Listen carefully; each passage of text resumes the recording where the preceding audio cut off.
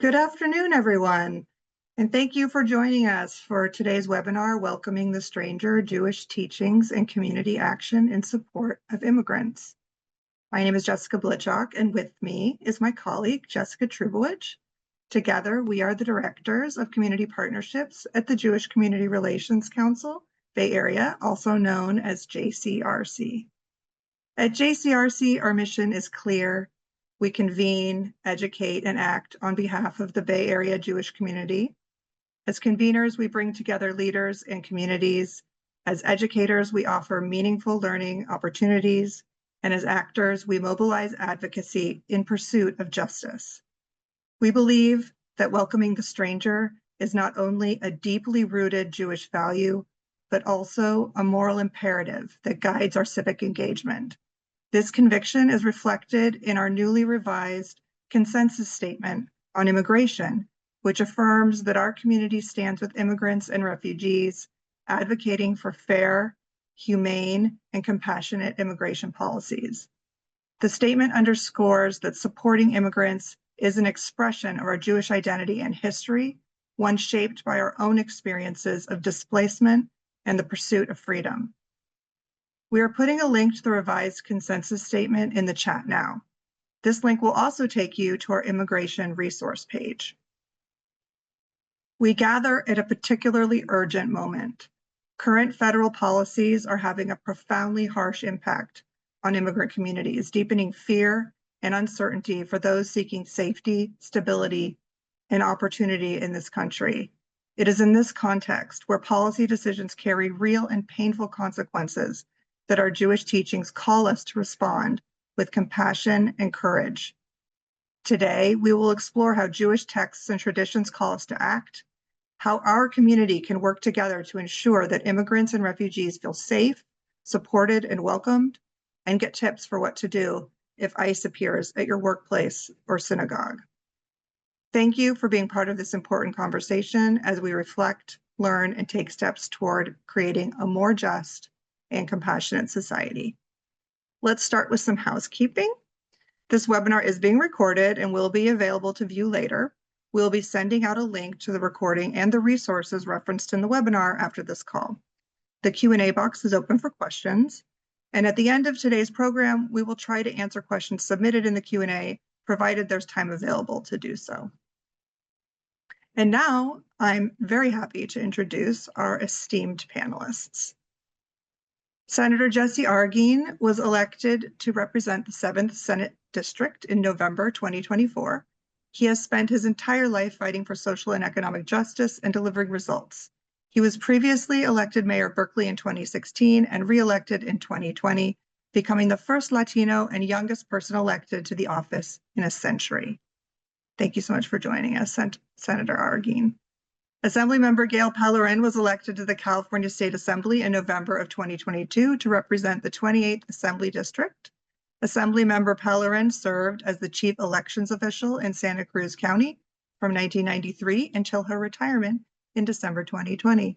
Thank you so much for joining us, Assemblymember Pellerin. Thank you. It's an honor to be here.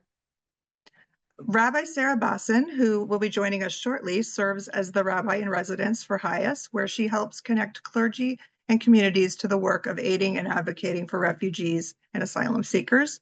Prior to this role, she was the Associate Rabbi at Temple Emmanuel of Beverly Hills, where she drove congregation-based justice work. Ruby Ramirez serves as the Director of Organizing and Formation at PACT San Jose. Founded in 1985, People Acting in Community Together, PACT, is a multi-faith grassroots organization that provides leadership training and experience to community members of many different ethnic, religious, and socioeconomic backgrounds. We're so glad you're with us here today, Ruby. Good evening. Thanks for inviting me. And Sarah Gakinia Cleveland is managing attorney at JFCS East Bay, an organization she joined in March of 2023. Sarah is a licensed attorney and immigration advocate. She began working in the field of immigration in 2013 and has worked with immigrant communities in a variety of different roles, from grassroots organizing to legal representation. As managing attorney, Sarah provides training to legal staff and pro bono attorneys, represents complex cases, and runs JFCS's Pro Bono Asylum Project. We're so grateful that you're here with us today, Sarah. So welcome again to all our distinguished panelists, and a huge thank you for joining us today. I will now turn it over to Jessica Trubowich, who is facilitating the discussion. Thank you, Jessica, and welcome everyone. To help ground and frame our conversation today, I'd like to invite Sarah Cleveland and Ruby Ramirez to share a brief snapshot of what they're seeing in their work in immigrant communities. Sarah, I'm going to ask you first. It's a two-part question. JFCS East Bay is a resettlement organization for people coming to the U.S. with temporary protective status, as refugees, and as asylum seekers. Since the federal government stopped funding for resettlement, what has your organization experienced? And what has happened to the people in the process of resettlement? We'd also like to know what the legal service providers. We know that the legal service providers supporting immigrants are under tremendous strain right now. Can you tell us more about who is coming into the legal clinic at JFCS, and what are some of the common experiences or challenges faced by those seeking immigration legal support? Yeah, thank you, Jessica, and thank you, JCRC, for having me. So for the first part of the question, I'll say that as a refugee resettlement agency, we're grateful to still be operational to some extent, as we know many of our colleagues aren't. We've seen a lot of families separated now. Some came over by chance in November and December, and the rest of their family members are waiting in countries like Pakistan. Some are in Turkey, some are in Jordan, some are in Uganda or Nairobi, Kenya, or just different places around the world. And so that's been really tough. To answer the second part, it's similar. I think one of the biggest challenges we've seen is with all of the case updates and the policy updates and all of the things that are changing every single week, it's overwhelmed the legal service providers, both private and public, to where wait lists are growing and people are waiting a lot longer to receive services. You can go to a private attorney and wait months to be seen before they can start your case. And on the other hand, a lot of the lawful statuses, the pathways to lawful status since January 20th have ended and have been closed. And so people who want to change their status or maintain their lawful status are unable to, and now are facing the fear of becoming undocumented in the United States. And so it's been a number of challenges, but those are a few.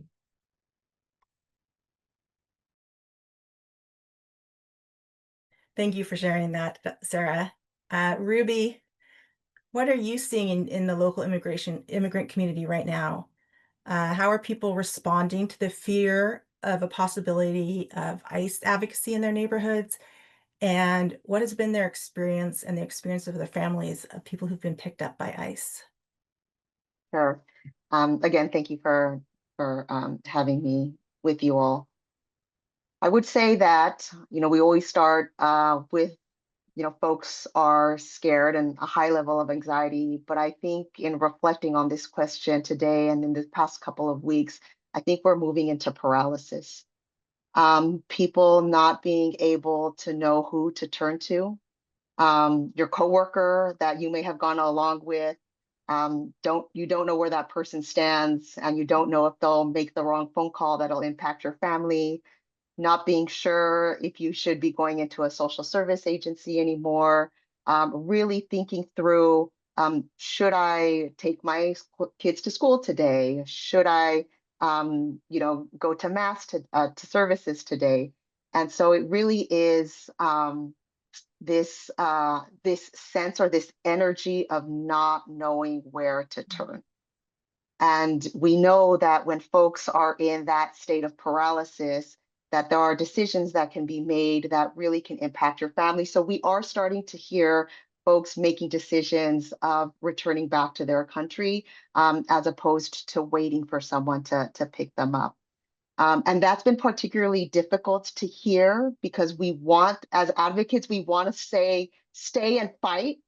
But at the same time, families are really preparing right now and making some difficult decisions around what would happen in the event of a detention. So at PAC, what we're doing through a broader network is really talking to individuals one-on-one or in small group settings around a family preparedness plan that I likened to people creating their living trust, which folks have a difficult time engaging in a living trust, let alone really having to have conversations with their children around what they should do in the event that they don't come back home. So those are really dense experiences and conversations.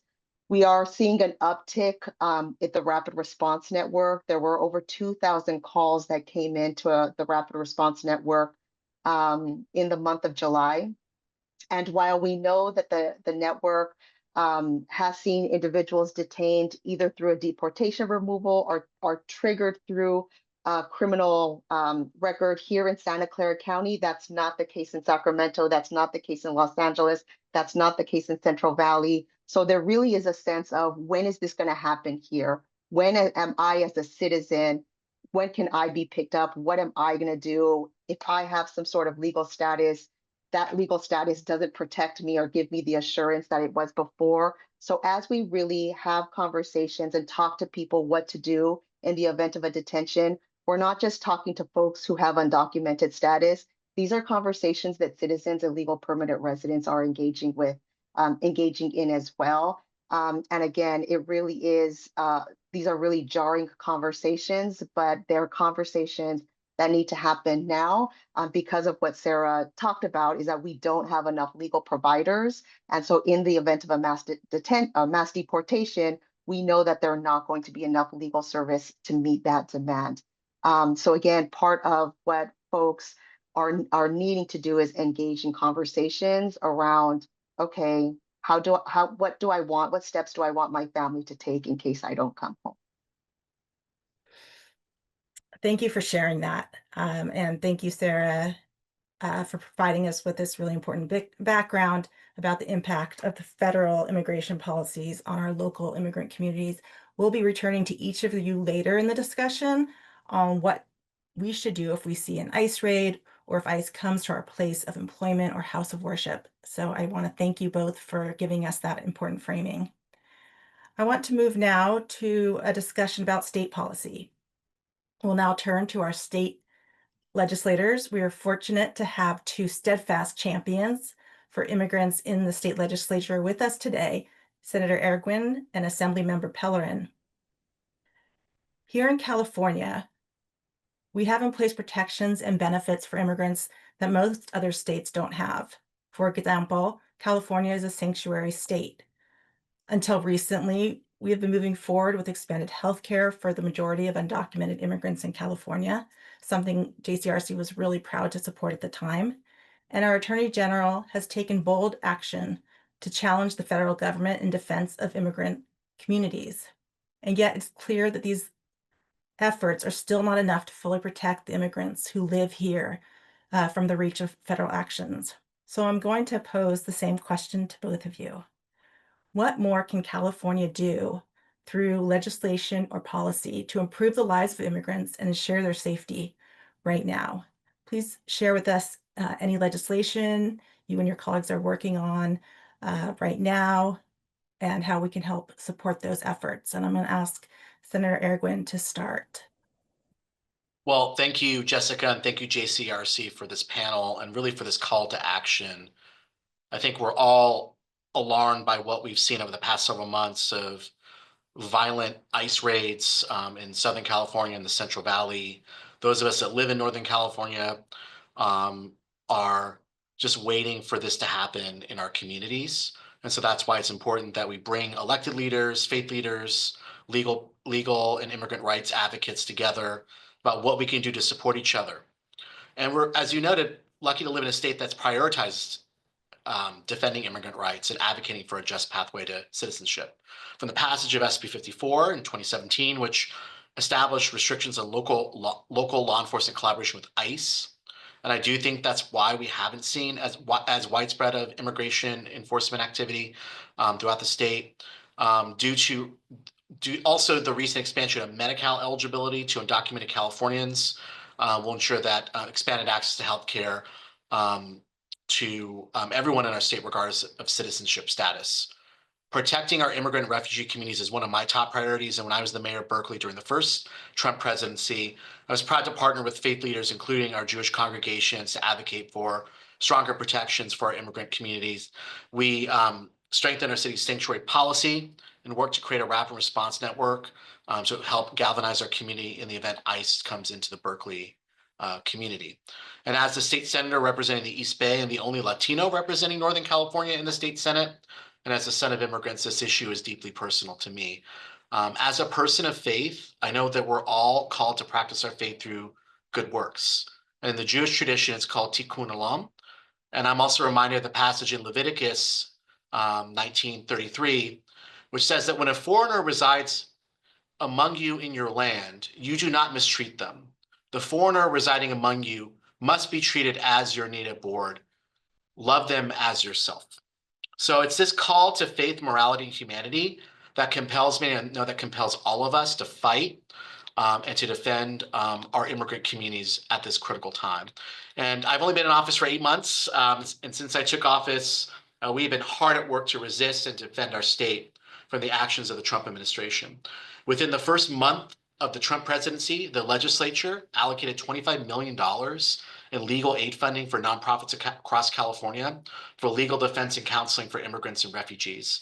We also allocated an additional $25 million to our state attorney general's Department of Justice to fund litigation over executive orders and actions of the Trump administration. And to date, 37 lawsuits have been filed. California has been successful in 17 cases with 13 court orders blocking the president's illegal actions to date.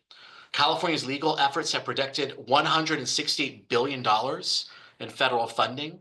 We've also been able to protect $11.1 billion in federal grants from either being terminated, impounded, or conditioned for healthcare, education, and transportation programs and projects.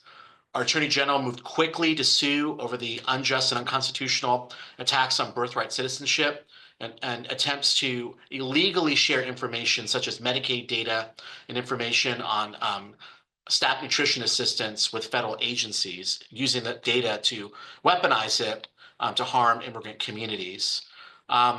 So while we took early action to allocate critical funding to fight Trump and protect immigrants, and we further augmented funding in the state budget, we know that there's more that needs to be done to protect our immigrant communities who are constantly under attack, including through violent military-style ICE raids. And so I think what we saw in Los Angeles in June and July and continue to see throughout our state is deeply upsetting. The military being deployed on national soil to arrest Americans for engaging in their constitutional rights, masked agents wearing jackets saying police. We don't even know if they're legitimate ICE agents, grabbing people off the streets, violently assaulting people, and arresting them, including legal residents. Federal government's been open that they are actively racially profiling people. If they look brown, they're arresting them.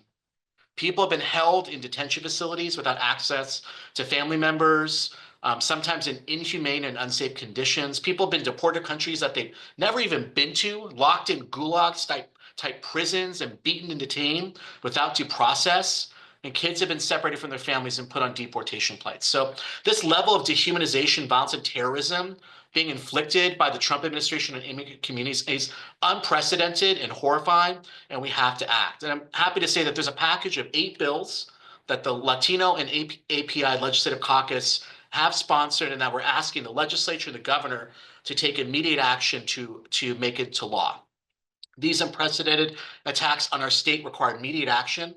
The first bill I really want to emphasize is SB 81, which I have authored, which will restrict ICE from sharing citizenship data, which will restrict hospitals from sharing citizenship data with ICE, and would prohibit ICE from entering the non-public areas of hospitals and health facilities in California. We've heard increasingly of ICE coming into hospitals to question and to arrest people. This is creating a chilling effect on people accessing healthcare. Healthcare should be a basic human right.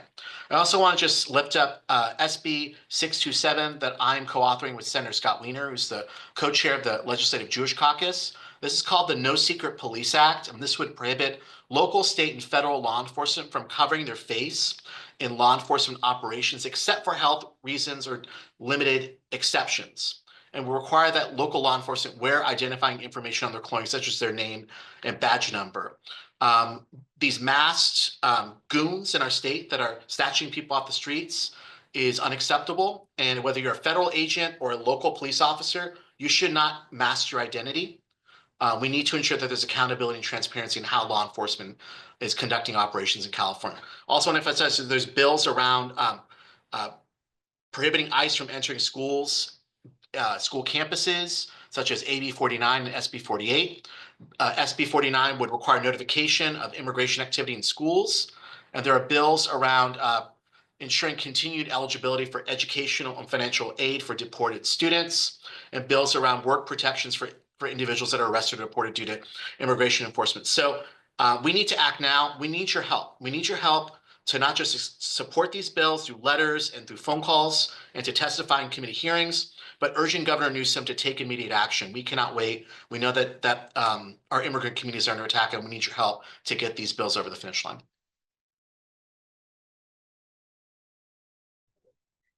Thank you so much, Senator. That was important information.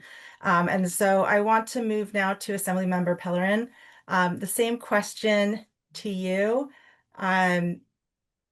What more can California do through legislation or policy to improve the lives of immigrants and ensure their safety right now? And please share with us any legislation you'd like to lift up. Thank you. Good afternoon. And thank you, Jessica and JCRC, for inviting me to be a part of this discussion today. It's a very emotionally filled and timely discussion.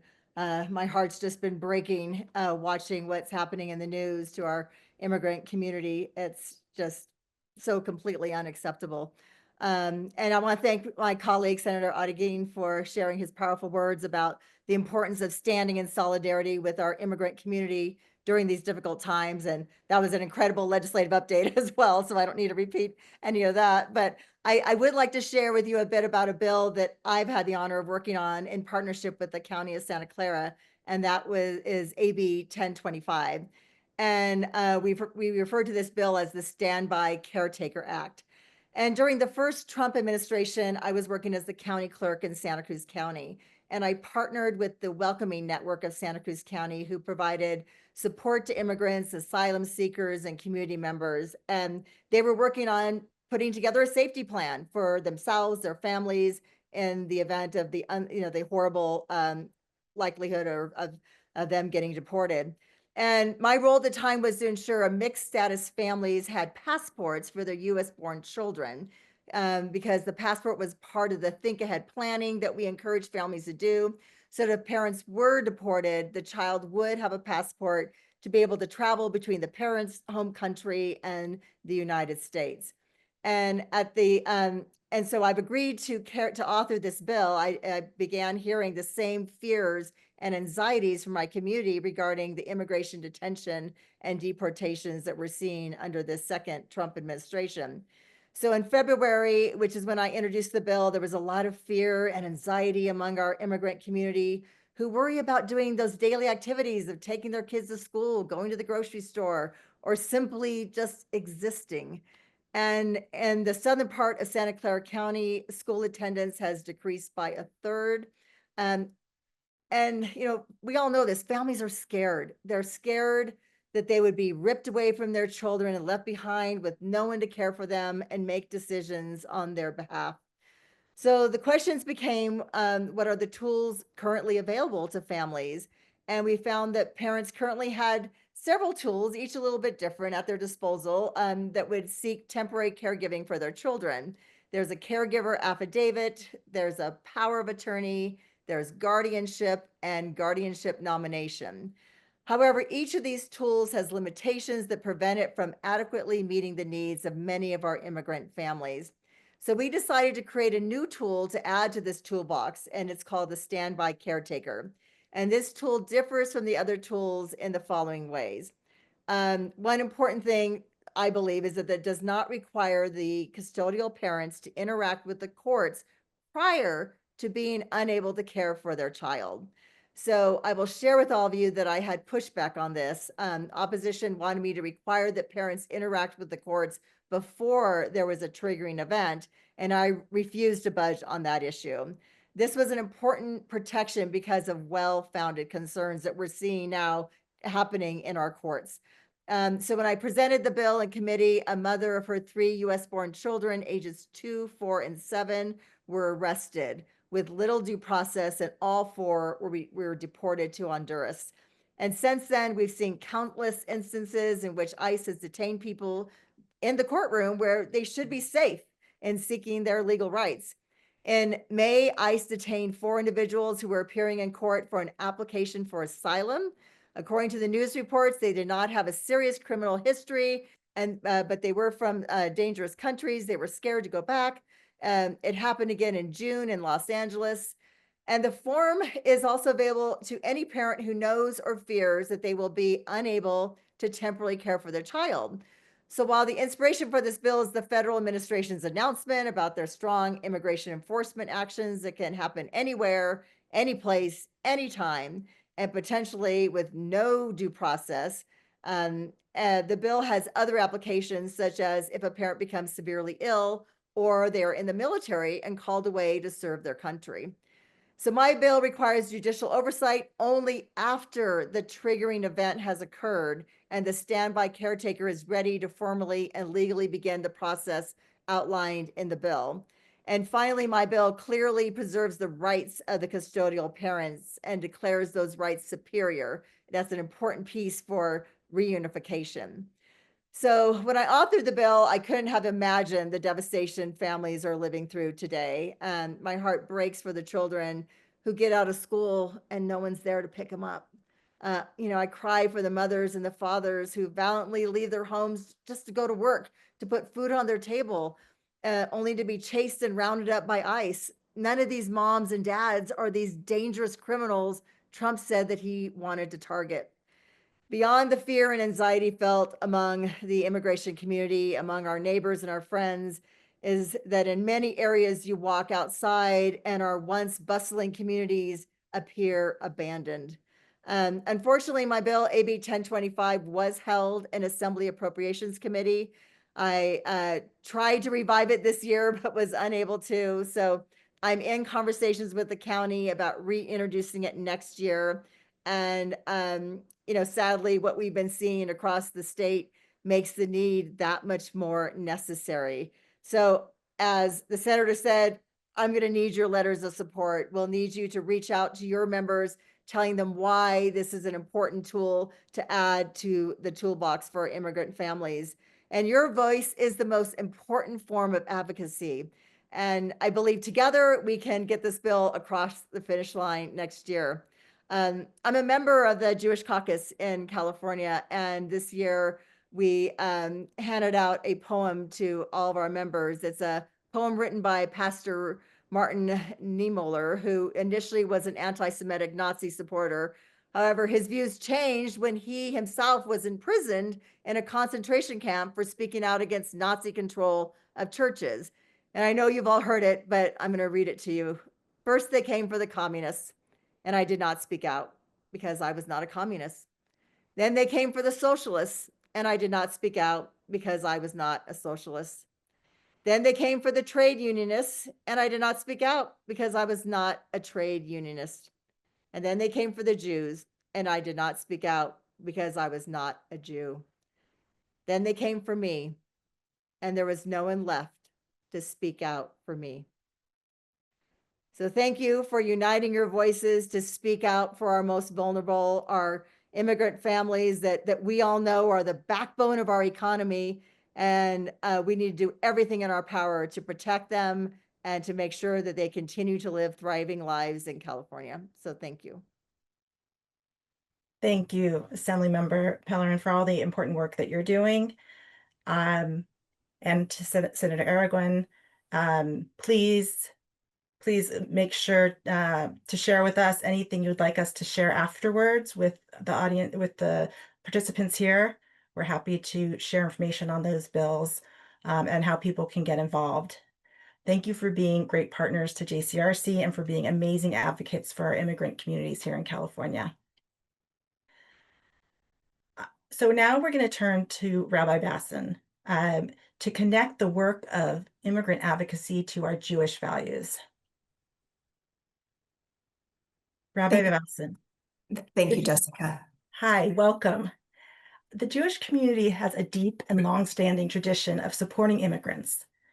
Can you speak to us to why this issue resonates so strongly with the Jewish community, drawing on our history, our values, and the connections we feel with the immigrant community today? I so appreciate the question because I think it is deeply important to root this in our tradition and in our history.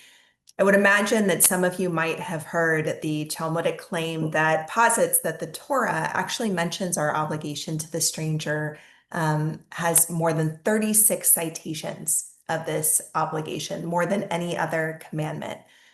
It can almost seem trite to mention it as part of an argument in the public square because you often feel that a citation of scripture can easily be countered by another citation of scripture that contradicts it. But let's get into it because I would argue that the experience, the memory, the trauma, the moral obligation that comes from the experience of forcible displacement, it is so pervasive in Jewish tradition that it's almost like we're like fish in the ocean. We don't even realize that we are swimming in water. I think part of what's hard is that we don't use the contemporary language to describe what we are seeing in terms of migration and immigration and attacks on the stranger. The language of the Torah is different from the language of today, but you actually pull apart these texts, it is prevalent, beginning right at the start of the book of Genesis. The Garden of Eden, what is it? It is a story of Adam and Eve forcibly displaced from their home. Noah and the flood, what is it? It is a story of catastrophic global displacement from a natural disaster. The Tower of Babel, people who have been forcibly scattered all over the world. That's before we even start the story of the Jewish people themselves. And how does the story of the Jewish people start? With God speaking to Avram and Sarai before they were named Abraham and Sarah. Lech lecha, go forth to a land you do not know. Perhaps today we would use the language to call them migrants seeking a better life or opportunity. But almost as soon as they begin this journey that you see in Genesis 12, they run into yet another moment of difficulty in their experience of migration. There was a famine in the land that they were drawn to. And so instead of staying in that land, they were compelled to go down to the land of Egypt. And I'm just going to read from the text, and I want you to listen to the ancient words kind of with a contemporary ear. It says, as he, Avram, was about to enter Egypt, he said to his wife, I know what a beautiful woman you are. If the Egyptians see you and think she is my wife, they will kill me and let you live. Please say that you are my sister, that it may go well with me because of you, that I may remain alive because of you. Again, that language isn't contemporary, but the desperation that is driving the move, the sense of vulnerability to the power structures that be, the need to navigate systems to survive, choose between bad options, it's all there. There's a Catholic theologian, Father Daniel Grudy, that wrote a book called The Theology of Migration, and I just want to share his interpretation of this particular story in the Hebrew Bible. He says that the path that Abraham and Sarah travel is neither perfectly lived nor perfectly clear. Their journey presents many challenging ethical dilemmas along the way, like many migrants in our own time. When Abraham and Sarah cross the Egyptian border, Abraham lies about his relationship with Sarah and says that he is his sister when confronted by Pharaoh's border patrol. Such subterfuge may make contemporary readers bristle, but his use of essentially false documentation at border checkpoints is noteworthy. While he does not physically present papers, he hides details of his identity from authorities to keep them from taking advantage of them, like many migrants do in our own times. Sarah's willingness to go to extraordinary lengths for the couple's survival also has many parallels with migrants today who subject themselves to exploitation to preserve themselves or their families. It's really powerful to think of those ancient grounding stories that begin the story of the Jewish people and how much they reflect the essential truths of what it is to be somebody who has immigrated, somebody who has experienced migration today. But I want to really root it, not just in a Catholic interpretation. I want to share the words of one of my teachers and mentors, Rabbi Rachel Adler.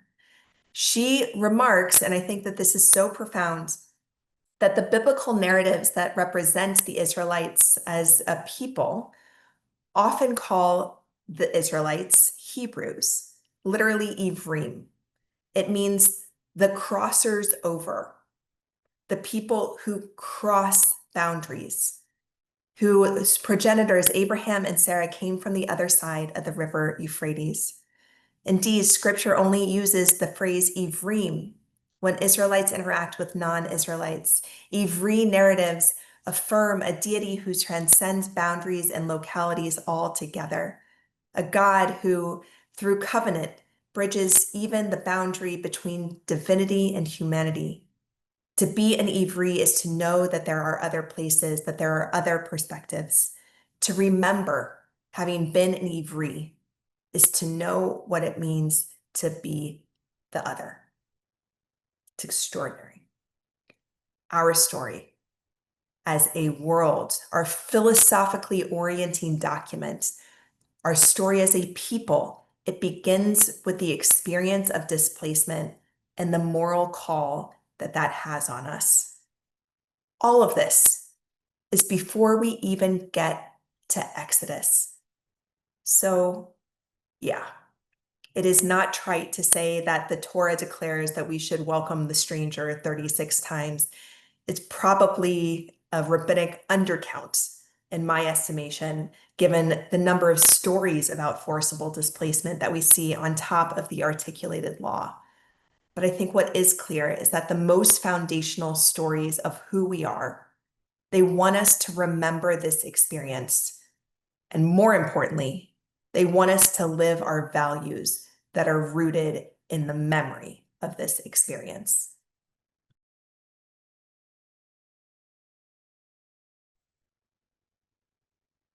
Thank you, Rabbi, for that really profound reflection.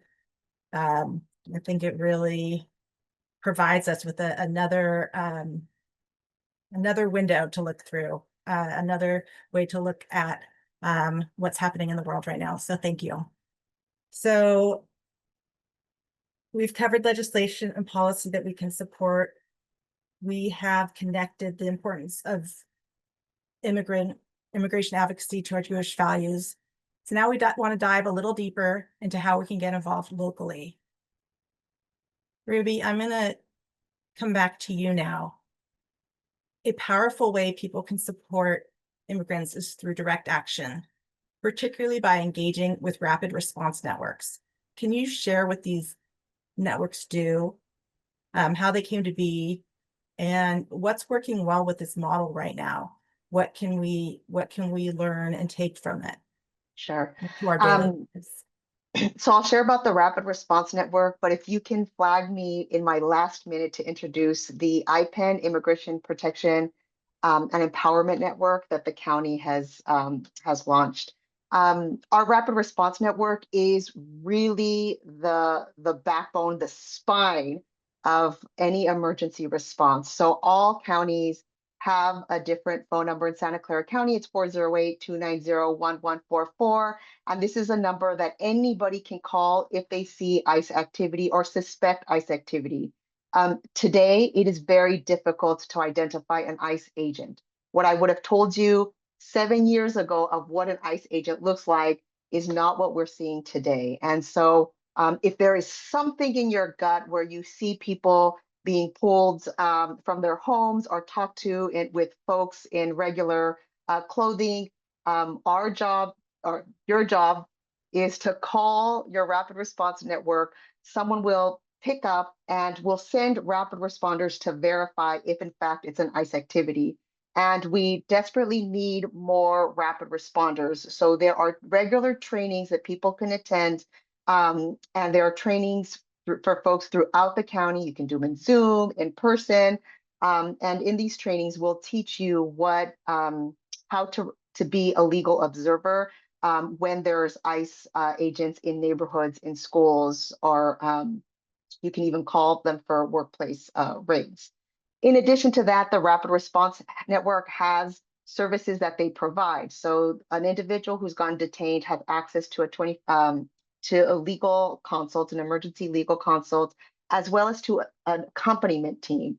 An accompaniment team is going to be a group of folks who will walk with the family as they determine what's their next steps. Do they stay in this country? Do they go home?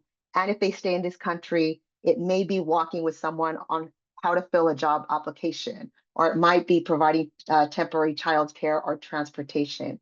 So PACT works and trains accompaniment teams. So that is something that anyone can contact me if you have a group of folks that you want to start getting trained to be an accompaniment team. We can make that happen.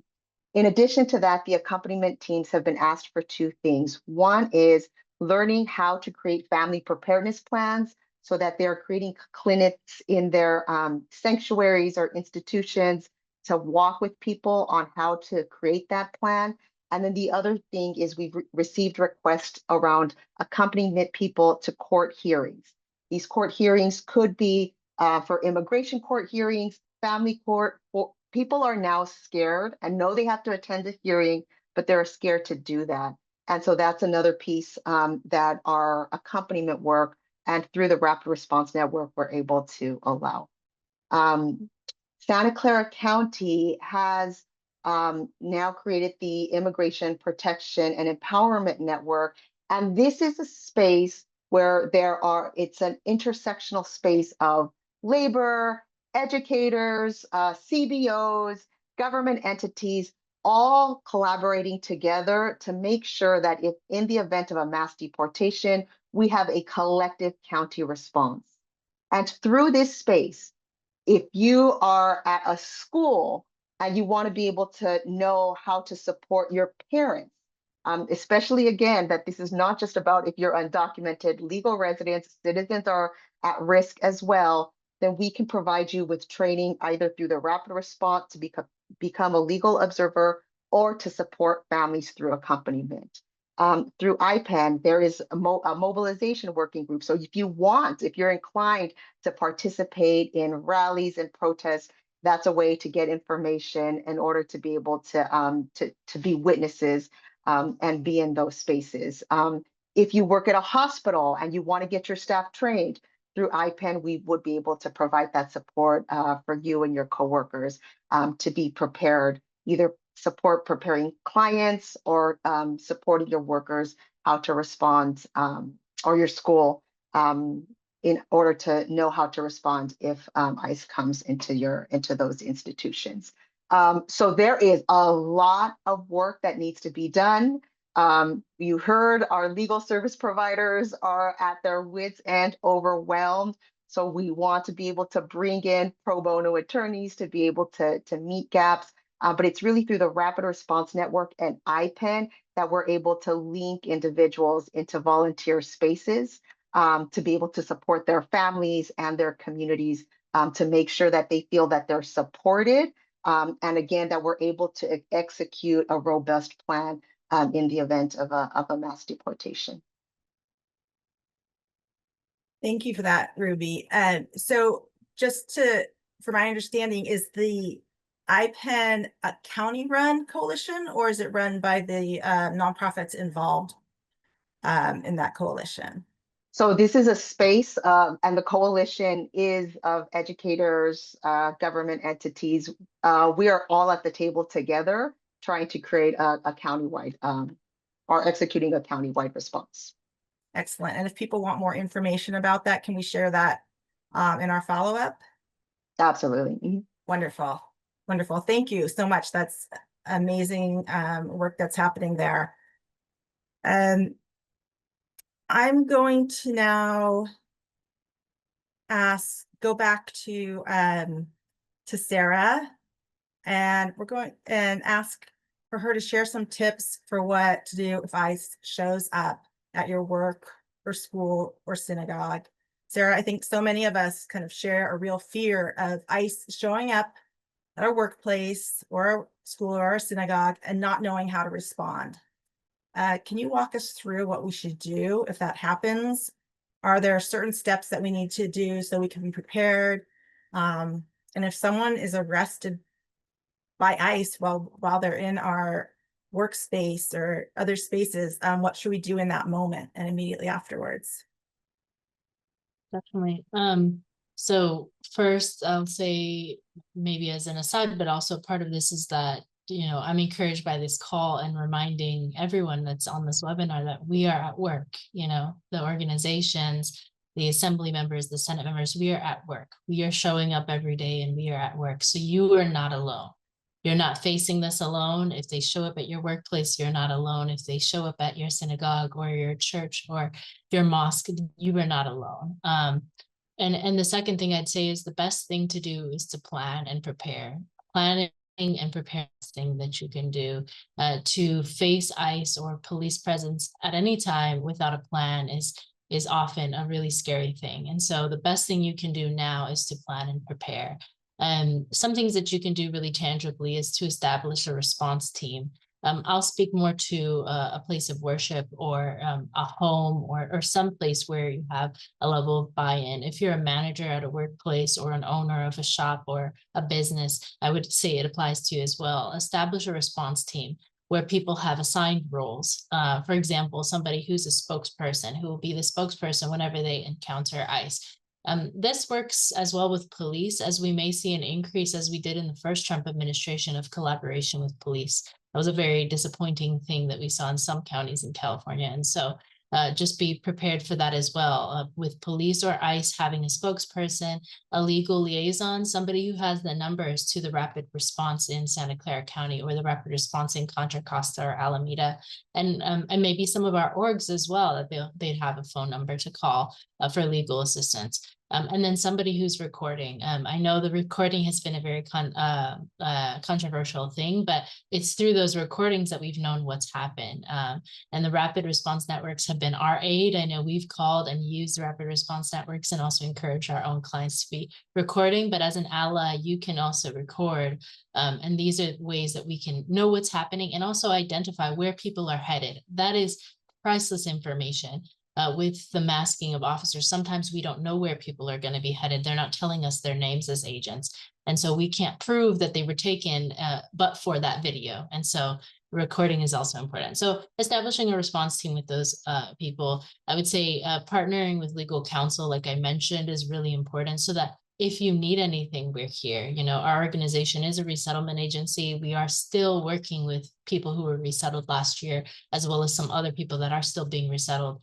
But we also have a team of about a dozen legal professionals that are at work, and we're not alone. There are many other organizations that you could keep a card on hand of, that they're here to partner with our synagogue. They're here to partner with our church, and here to partner with our business to provide legal information. Some of the information that I would say needs to be trained or passed on to people that go to your synagogue or that are at your workplace or that are in the same places of worship as you, is that everyone has rights in the United States, regardless of their status. I know that might seem simple, but I have been in so many Know Your Rights events where that's not quite known or accepted. There are things that I would say are do's and don'ts, and I'll try to be brief with those. I'd say some of the do's or some of the don'ts, I'll start with the don'ts because those are always the ones that we forget, is not to obstruct agents. And I know that's been a big topic recently about what is obstruction and what's not. And so I would say the rule of thumb is to keep your composure as best as you can and to ensure that what you're doing would not have a negative impact, not only on yourself and your own arrest, but also on the person who's being apprehended, right? So everything has a chain of effects. It's like a chain of events, right? So thinking first of the person who's being apprehended, and then also thinking of yourself as well, because we need you to be an advocate and we need you to not be behind bars in order to be an advocate, right? Other things that I'd say is don't provide false information to ICE agents. Don't share private information about other people who are in your place of worship or at your workplace. Protect their confidentiality. That's not the business that you would want shared about you, so don't share that about them. But then a big don't, I'd say, is don't feel like you can't do anything, though. These are administrative agents, and just like we know that we have rights when we encounter officers, police officers, remember that you also have rights when you encounter ICE agents. And so also remember that. And then don't forget to document everything. A few do's would be, if ICE comes, that designated spokesperson would be the person to interface with ICE to ask for the agent for their identification. That has been a really tough thing recently. People are refusing to give, but you should still ask, you should still try, and you should have this recorded. So that goes to my second, which is to record everything, document everything. And then I'd say the third is to request a warrant. Verify that it's signed by a judge. And one of the big know your rights things that we've been trying to teach is that a judicial warrant has to be signed by a judge or a magistrate judge, and they can't bring an administrative warrant and search your property. A police officer couldn't search you without a warrant, so why would a nice officer be able to? So just remembering that, and knowing that and teaching that to people in your congregation, but also you knowing that information. And then if somebody is taken from the place of worship, I'll finish with this, is the best way you can be able to help, I'll touch on what Ruby also said, is helping execute their plan of action. As Ruby said, we have these plans that we're trying to put together, family plans of safety. What you can do as an ally is to help them make that call to the family member who can connect them with legal services. And you can even do what many of our pro bono volunteers and our volunteers at our agency have done, which is help connect them to legal services and walk them through that process and just be a support system through that. So those are some ways that you can help. Always know that our agency is here. We're on the ground. We're working on this. And if you ever have any questions, you can always reach out to us as well.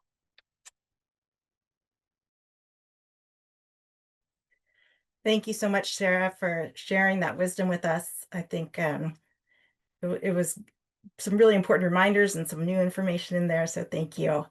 I now want to turn the webinar over to Jessica Blitchock for the Q&A portion of this program.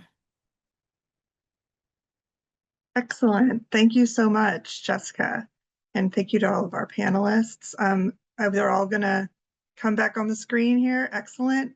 So that we can highlight some of the questions that have been coming into the chat over the course of this program. There's been a lot of them, and we'll try to get through as many as we can in about the next 10 minutes.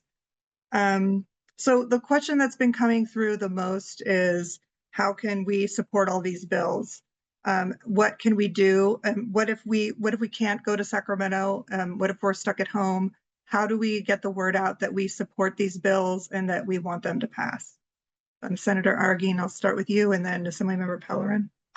Absolutely. I really thank everyone for the question. Before I answer the question, I just want to also provide the number for the Alameda County hotline that's run by the Alameda County Immigration Legal Education Partnership.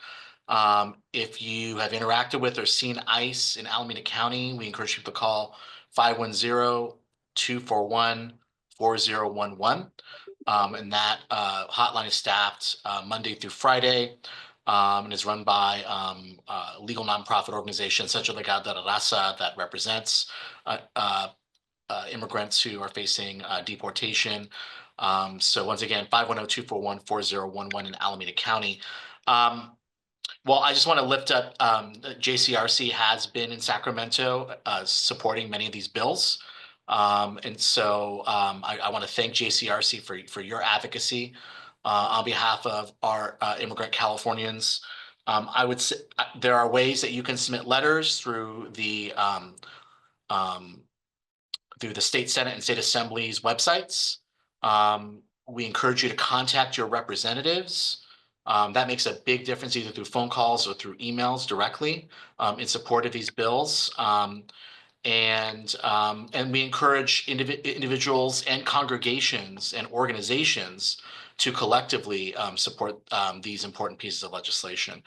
It makes a big difference to hear from our constituents around why this is important. And this is time sensitive. You know, normally bills go through a 9-month process. We are I would have liked these bills to already be law in California, but we are working to expedite passage of these 8 bills that I had mentioned, including SB 81, immediately when we come back next week in session, and working with leadership and working with the administration to try to move these bills forward. So this will be hopefully moving forward very quickly. We need to hear your voice now. So either sending letters, sending emails, making phone calls. If you're able to come to Sacramento, that makes a big difference. And as individuals, as congregations, as organizations, the more people we hear from, it makes a big difference.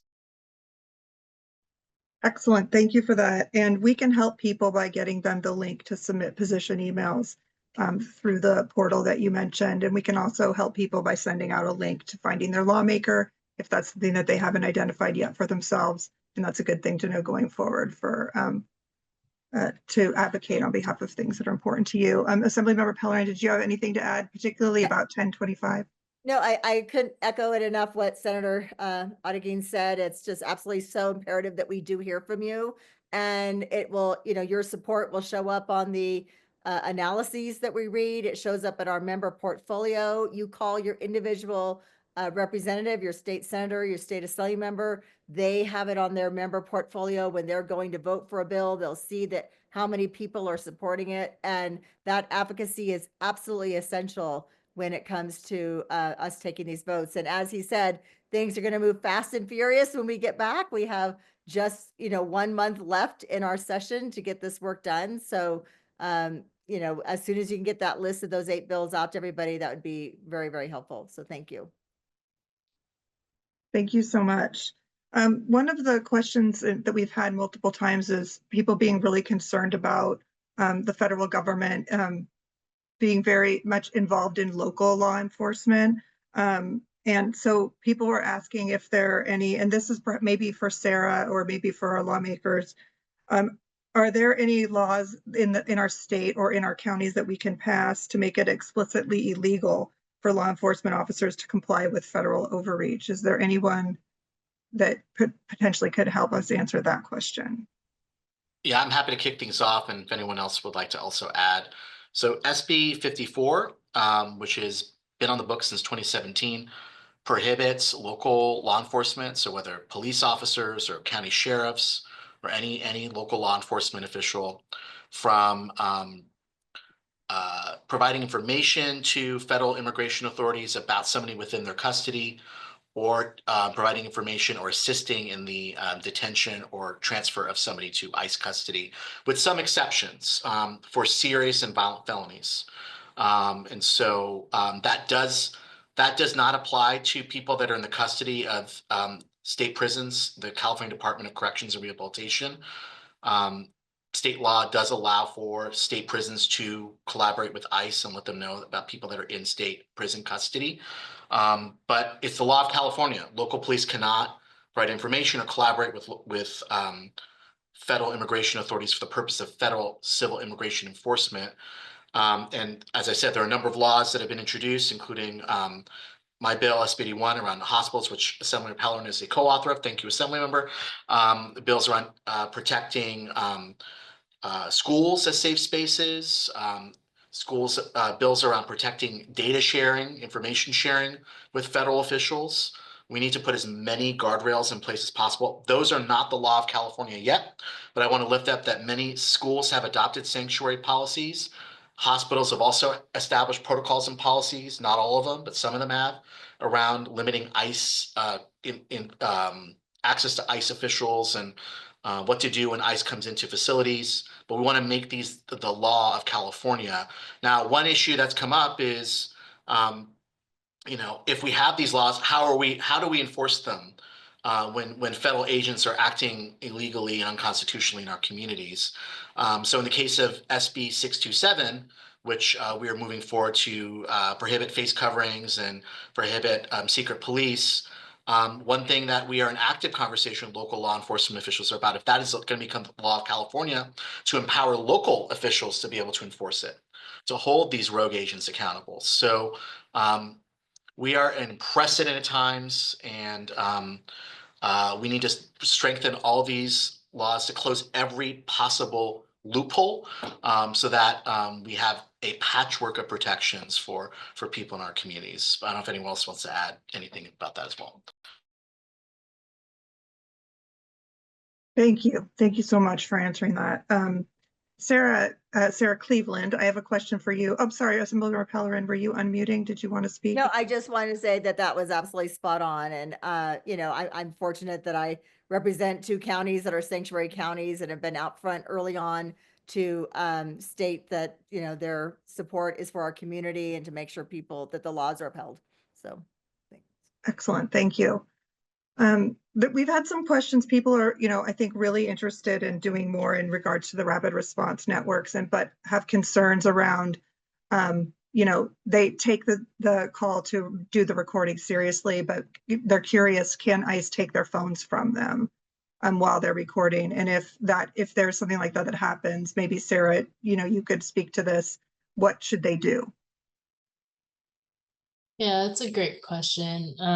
And I don't know if I'm the most qualified to talk about this, but also will say that ICE agents training is usually something we try to keep up with as practitioners. And I will say, I wish it were more. I used to work in criminal law, and you would know kind of what the police in your area have been trained on recently. But DHS issues a lot of mandates, and it's very inconsistent. What I'd say is that unless you're being detained or arrested for anything, they cannot keep your phone, take your phone, or keep your phone.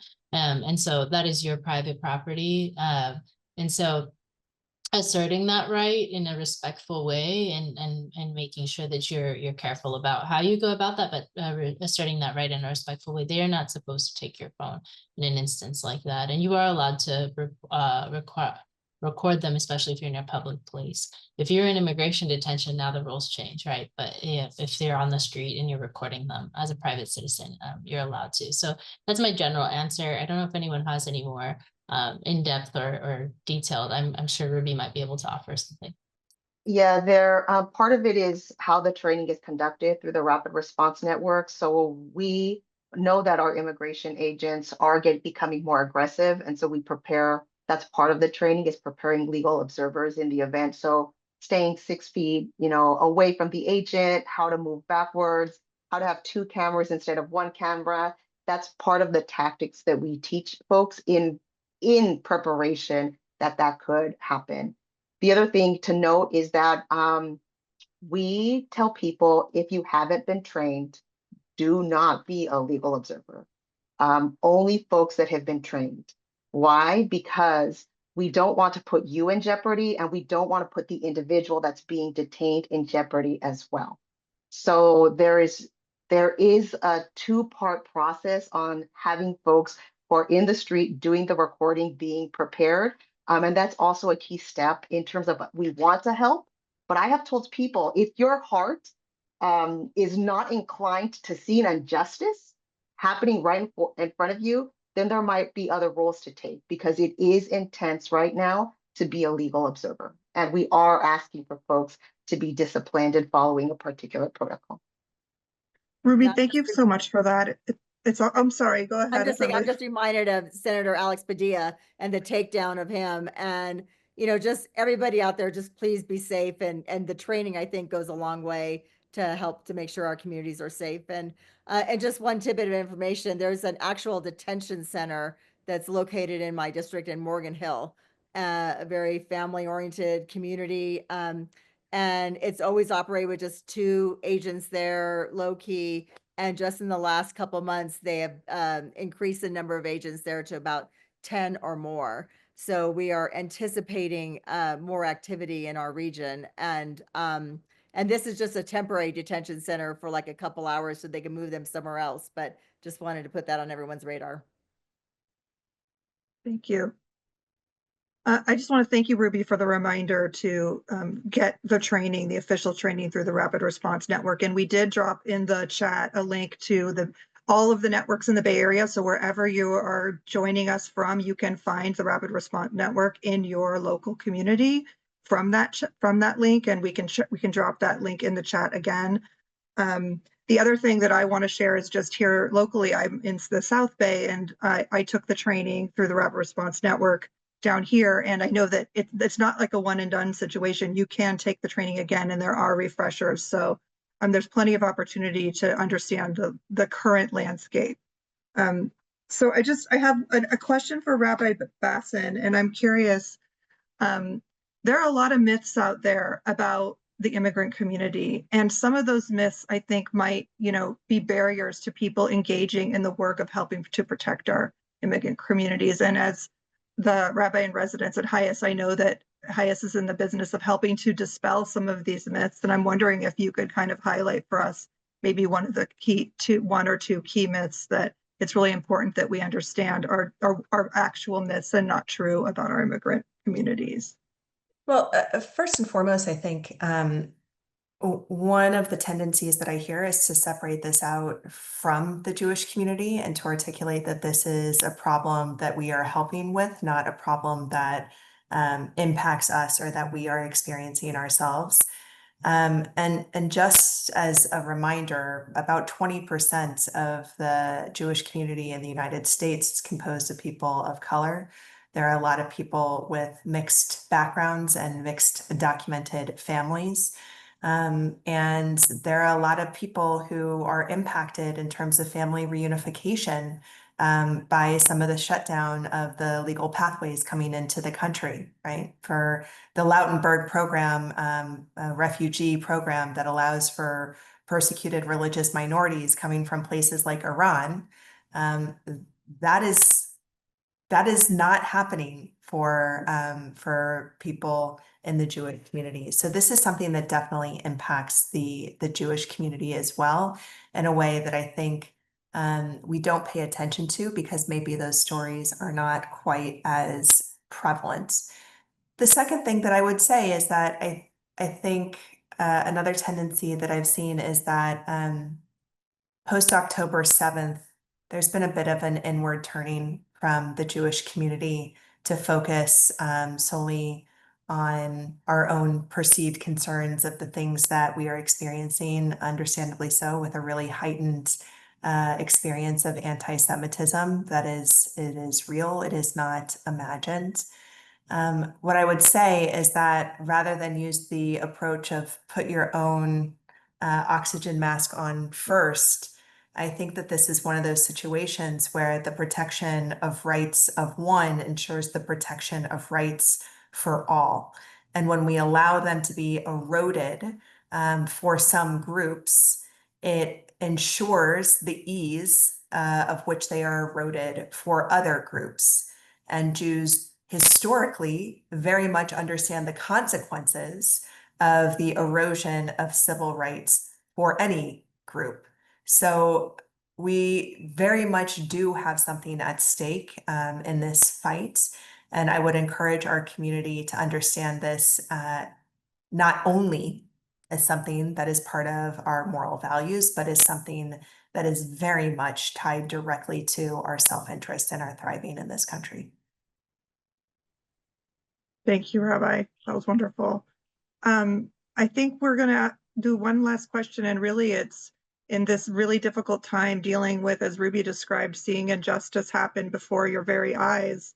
How do you keep your strength, each of you, in this work? How do you not get, bogged down by what you're seeing, and how do you continue to do this work? If anybody would like to share, what they do for self-care or to continue their strength.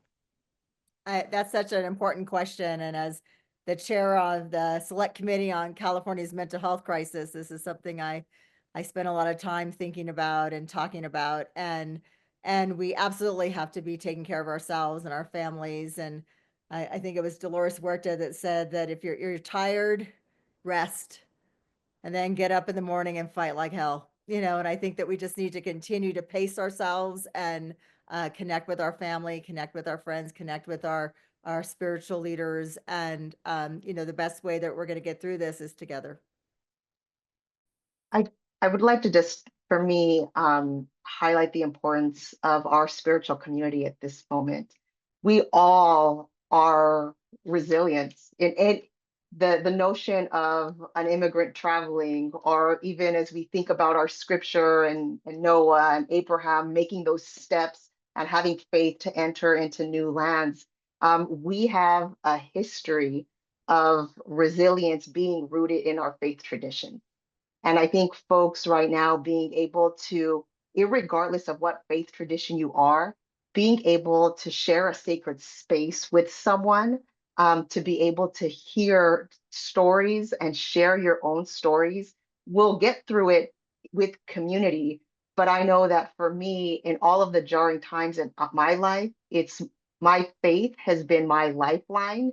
And as I enter into spaces with community members, and one of the things that I feel fortunate that PACT is a multi-faith organization is that we get to elicit that space. And so that while we can't guarantee with folks everything is going to be okay, we are going through a difficult time. What we will know is that our faith gives us the light to be able to travel ahead. And so I just think that there's a really critical role for our faith community right now to be able to enter into spaces, to be able to build bridges amongst folks who don't know one another, by being able to call on our spiritual traditions to unite folks. And I would encourage folks to lean into your sense of agency. One of the most challenging things in this moment of overwhelm is that it is so overwhelming and so consuming that it feels like anything you do is going to be not enough or too small. And while it is not going to be enough, whatever you do, whether it's pulling out your phone and recording and doing the legal training, or, doing the drive or participating in the rapid response, yes, you're right. It's not going to be enough to stop what is happening on a global sense, right? Or on a national sense. And it is going to have an impact and may have the potential to transform one or more lives. And the more people who are doing these small acts, the more that it builds into political pressure to stop this overwhelming tide. And it is always impossible to see the end before the end is here. But the truth is that it's built by 1,000, 1,000,000 of these small acts in aggregate at the beginning. So do not get discouraged. Find the thing that you can lean into with your agency. If you're a mom with 3 small kids, there is still something that you can do. Do not let the overwhelm conquer you. Wonderful.